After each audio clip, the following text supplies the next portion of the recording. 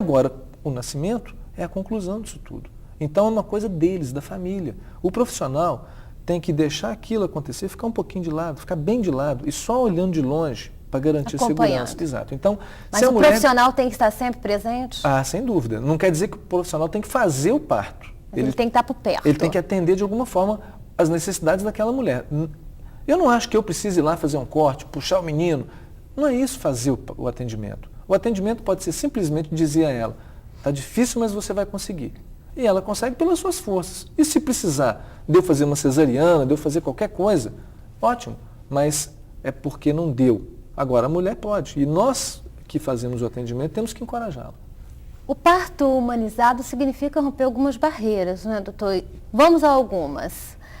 Raspagem dos pelos pubianos, separação da mãe do bebê logo que nasce, a lavagem intestinal, a violência verbal que a gente falou no primeiro bloco, o uso do hormônio ocitocina, o jejum e a restrição dos movimentos. Exatamente.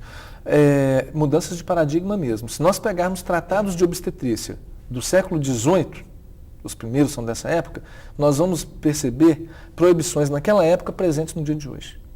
É ridículo isso. Por exemplo, quem não ouviu dizer do corte que se faz na vagina, na vulva, para ajudar o bebê a sair?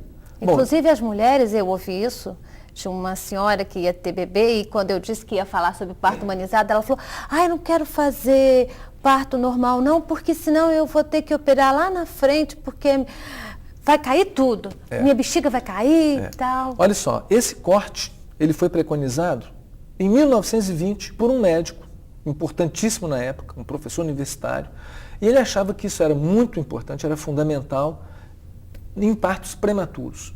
E essa ideia, para ajudar, parto prematuro para ajudar a saída do bebê, porque o bebê prematuro é frágil, pequenininho, delicado.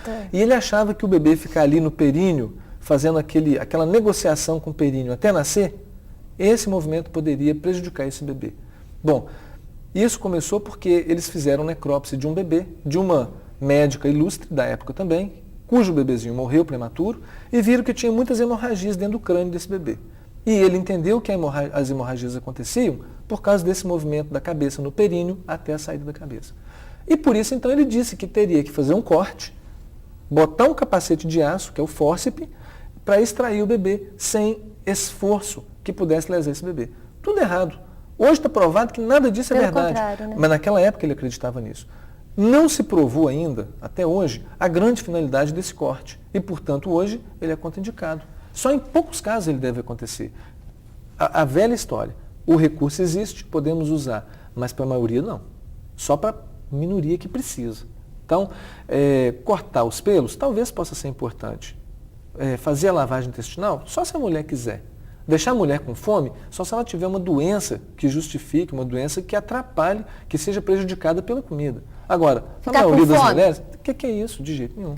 E na cesárea, ela pode comer ou é melhor? Não, na cesariana é preferível que ela não coma. Fique, né? Mas acontece também o seguinte, a mulher que vai fazer uma cesariana, ela é considerada de estômago cheio. Se ela tomar líquidos transparentes, isso não vai comprometer sua cesariana. Existem inúmeros estudos provando isso. Só teria prejuízo se essa mulher se submetesse à anestesia geral. O que não acontece, o que é raro, raríssimo, numa mulher que tem um parto de baixo risco. Ou seja, se é uma mulher que tem uma doença grave, então será feita restrição de alimentos, de líquido, etc. Se é um parto de baixo risco, isso está liberado. É possível fazer uma cesárea humanizada? Eu acho que isso é obrigatório. Na verdade, humanização... Porque é muito comum. Eu fiz e conversava um monte de coisa lá na hora que eu estava para ter a minha neném. Pois é, esqueceram das protagonistas. Quem é o protagonista da história? A mãe, o bebê, o pai... E não, na verdade, o médico, o enfermeiro, o pediatra, nada disso. Esses são coadjuvantes. Mas o protagonista, os mais importantes, os atores principais, poxa, é a família. Isso tem que ser valorizado. E o Hospital das Clínicas está ganhando uma maternidade. O que nós vamos ter de novidade nessa maternidade? Essa maternidade, ela tem algumas inovações. Nada que não tenha sido feito ainda no mundo inteiro, em alguns lugares do mundo. Mas nós, por exemplo... A nossa maternidade é a primeira maternidade universitária do Brasil que terá uma banheira de água quente no pré-parto. E a mulher poderá, durante o trabalho de parto, durante as contrações, ela ficar dentro de uma banheira com água quente. Nós sabemos que a dor que a dor ela é acalmada, aliviada pela água quente. E ela ficar submersa na água é extremamente produtivo, proveitoso, se ela quiser. Então isso nós teremos na nossa maternidade. Uma outra coisa importante... Aquela cadeira especial que a mulher pode escolher a posição que ela quer ficar durante o trabalho de parto? É uma mesa, é uma cama que pode adotar a posição sentada, de cócoras, e ela vai poder escolher essa posição lá do parto. É outro avanço. Um avanço que eu considero muito importante é que o nosso pré-parto antes, ele tinha 4 leitos. E as mulheres ficavam, 4 mulheres, uma vendo a outra nua, uma escutando sofrendo, a intimidade da outra. Exato. Agora não. Agora o nosso pré-parto terá 4 quartos, não é nem box, é quarto mesmo, individualizado, com porta, isolado. Para acompanhamento, né? O acompanhante poderá ficar com mais tranquilidade, isso tudo será muito bom. Outra coisa aumento importante, do número de leitos? Nós teremos aumento do número de leitos, alguns leitos a mais. Essa mulher ela terá o parto no mesmo ambiente em que ocorreu o trabalho de parto. É interessante isso, porque no modelo tradicional, a mulher fica num recinto durante as contrações, na hora do bebezinho nascer, ela é levada para a sala de parto. É verdade. Agora não será assim, nós chamamos de suíte de parto. Ela terá as contrações naquele ambiente e o próprio parto acontecerá naquele ambiente. E uma complicação? Não, aí vai para os... Veja bem, nós voltamos a falar, o parto humanizado não é o parto irresponsável. Claro. Não é o parto que dispõe de todo o recurso tecnológico e que será usado caso na necessário. suíte, na própria suíte. A própria suíte terá bico de oxigênio, saída para oxigênio, par comprimido, o pediatra estará presente, terá um berço aquecido, o atendimento de imediato será feito ali dentro da suíte. E se esse parto requerer um atendimento mais especializado, o centro obstétrico ele acionado. Dispõe de uma sala para atendimento de UTI. E depois o bebê é transferido lá para a unidade de tratamento intensivo. Entendeu? A partir de quando a nova maternidade do Hospital das Clínicas vai estar em funcionamento, doutor? Em breve, espero que não sei se até o final desse mês será possível, mas dentro do mês de outubro ela será inaugurada.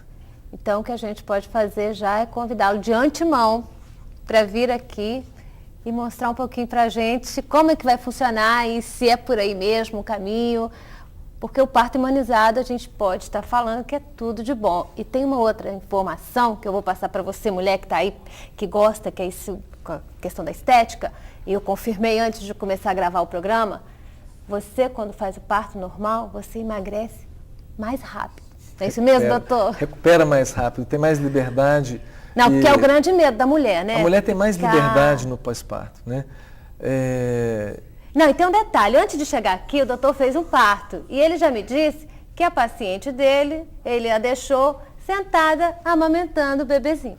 Estava todo tranquilo, é verdade. Que coisa boa. É verdade. Doutor, muito obrigado por ter vindo aqui ao programa Estúdio. Volte mais vezes assim que a maternidade foi inaugurada. Ok, Gisele, eu queria agradecer e queria fazer um convite às telespectadoras, aos homens, que essa não é uma luta do Hospital das Clínicas, essa não é uma ideia de um grupo pequeno de pessoas, é uma briga da sociedade em resgatar esse grande valor. Se nós queremos um mundo melhor, nós precisamos melhorar a maneira como nascemos. Esse é do Michel Odan, um grande pesquisador, e eu acho muito próprio isso. A nossa sociedade tem tanta violência, ela não está começando no parto? Nós podemos mudar. Não vou falar mais nada. Doutor Paulo Batistuta fez o encerramento de hoje. Um grande abraço e a gente se vê amanhã.